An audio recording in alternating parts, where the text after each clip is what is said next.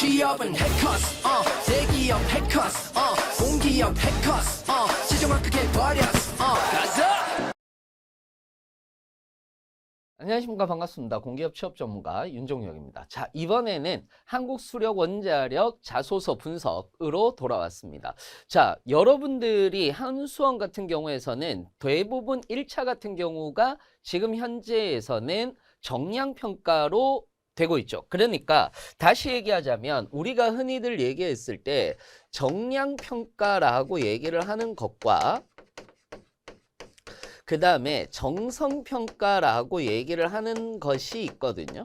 자, 그런데 정량평가다라고 얘기를 하는 이 부분 자체는 대부분이 어떠냐 하면은 그 정량평가라고 얘기를 하는 것은 대부분이 어떠냐 하면은 이제 토익이라든지 어학점수죠. 어학점수와 그 다음에 자격증만 우리는 보겠다라고 이렇게 이야기를 하는 경우에요.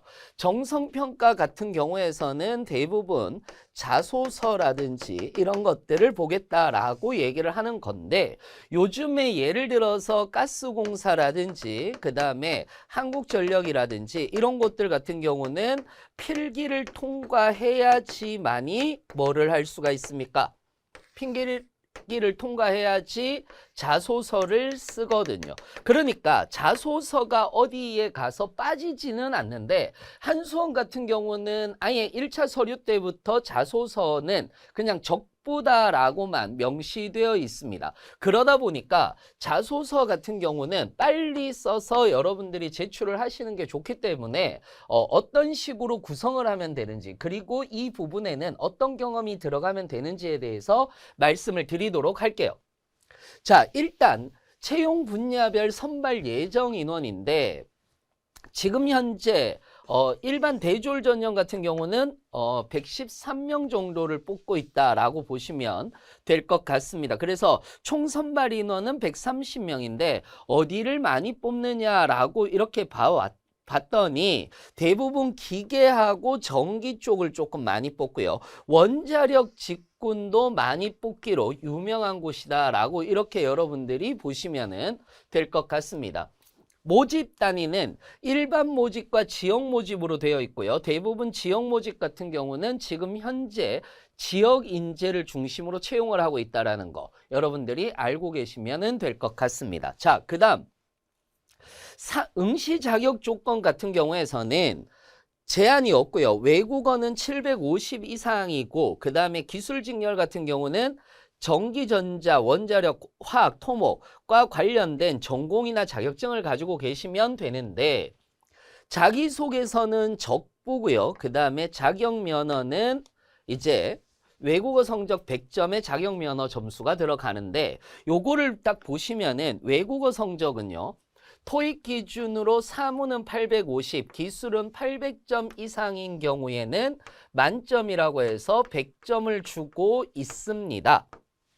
그리고 자격 면허 같은 경우에서는 한국어, 한국사, 그 다음에 커말 1급, 사무 자동화, 영어 스피킹은 오픽 IH나 토익 스피킹 160점 이상 되면 점수를 주게 되는 거고요. 그 다음에 기술 자격증 같은 경우에서도 최대 2개를 인정한다라고 이렇게 얘기를 하는 거니까 대부분 쌍기사를 가지고 있으면 여기서 10점 정도를 받는다라고 이렇게 여러분들이 생각을 해 주시면 되고요.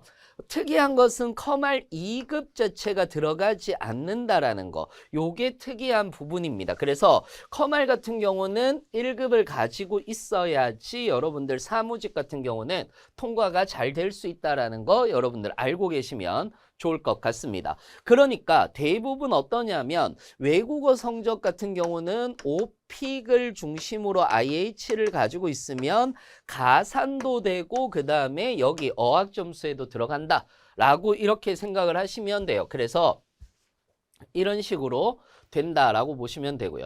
필기 전형 같은 경우가 1차 필기 전형이라고 되어 있습니다. 대부분 여기에서 사전평가라고 얘기를 해서 1차 서류 전형이라는 기준을 두지 않고요. 사전평가를 해서 우리가 서류 전형 자체를 아예 정량평가를 하기 때문에 이건 사전평가야 라고 이렇게 얘기를 해놓고요. 그 다음에 사무직 같은 경우에서는 1차 필기 전형 같은 경우는 의사소통 문제 해결 자원 관리, 의수문자 조직 이해를 보고요. 기술 능력 같은 경우에서 ICT는 의수문자 정보 능력을 봅니다.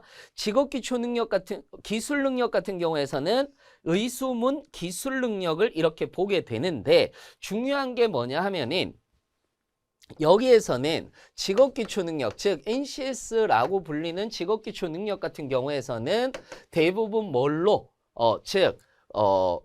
그 피센 유형으로 주로 나오고 있고요. 피센 유형으로 지문이 긴 유형으로 지금 현재는 나오고 있습니다. 그러니까 피듈형인데 정확하게는 피듈형인데 피센 유형에 가까운 피듈형이다 라고 이렇게 여러분들이 생각을 하시면 되고요. 시간 관리가 관건입니다. 시간 관리가 관건인데 저는 늘 얘기를 하는 것 중에 하나가 있어요. 오프라인 강의에서는 주로 얘기를 하는데 온라인 강의에서는 제가 이야기를 잘은 안 하거든요. 안 하는데 이번 기회를 빌어서 조금 말씀을 드리자면 저는 제가 보는 입장에서는 늘 의수문자를 우리는 뭘로 보고 있습니까? 그 의수문자가 주요 과목이죠. 그렇다면 여기에서 여러분들이 생각을 했을 때 조직이해라든지 이런 것들, 그 다음에 정보 능력이라든지 기술 능력 같은 경우에서는 대부분 어떻습니까? 이게 모듈 유형으로 나오지 않겠습니까?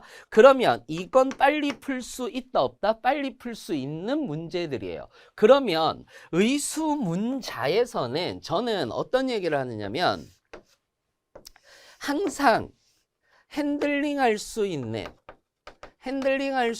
과목을 하나를 만들어 두라라고 얘기를 합니다. 즉 무슨 말이냐면 어떤 문제가 나오던 간에 내가 한 10문제 정도는 항상 몇 분에서 몇 분까지 걸려라는 핸들링할 수 있는 문제들을 여러분들이 좀 그 과목을 하나를 만들어라 라고 이렇게 얘기를 드려요. 그러니까 다시 얘기하자면 수리를 나는 핸들링할 수 있다라고 이렇게 얘기를 해요. 그러면은 수리를 맨 마지막에 푼다라고 이렇게 생각을 해 주시는 거고 이 앞쪽에서는 뭐 기술 능력이라든지 정보 능력이라든지 조직 이해 라든지 이런 것들이 들어간다라고 이렇게 여러분들이 생각을 하고 문제를 좀 풀어보시면 훨씬 더 잘 맞지 않을까 이렇게 생각을 해봅니다. 그리고 사무직 같은 경우에서는 여기가 전공이 사통합이거든요. 사통합인 거고 그 다음에 5문항이 회사 상식과 한국사가 나와요. 5문제 때문에 한국사를 해야 되느냐라고 이렇게 얘기를 할 수도 있는데 빨리 문제집 사셔서 한 번쯤은 풀어보시는 거 추천드리는 거고요. 회사 상식이 더 많이 나옵니다. 그래서 회사 상식은 반드시 회사 홈페이지 분석 한번 하시고 그리고 사업 부문에 대한 것들도 한 번쯤 살펴보시고 들어가서 5문제 아깝잖아요. 그러니까 반드시 여러분들이 같이 준비를 하신다라는 거 잊지 마시고 준비를 해 주셨으면 좋겠습니다.